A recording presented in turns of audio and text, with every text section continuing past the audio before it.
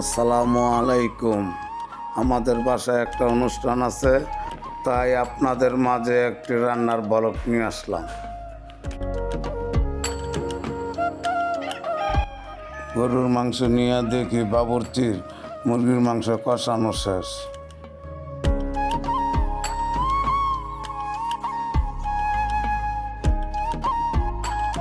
তারপরে গরুর মাংস কষানো হচ্ছে।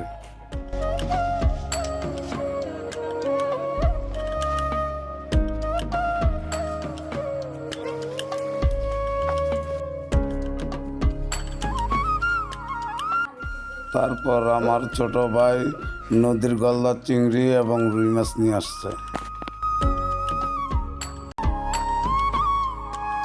চিংড়ি মাছ বাবুর্চি লাল করে ভেজে নিছে, এখন পেঁয়াজ দিয়ে ভুনা করবে।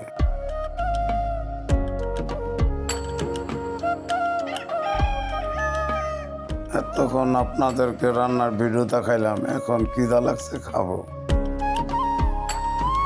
সবাই ভালো থাকবেন। আল্লাহ হাফেজ।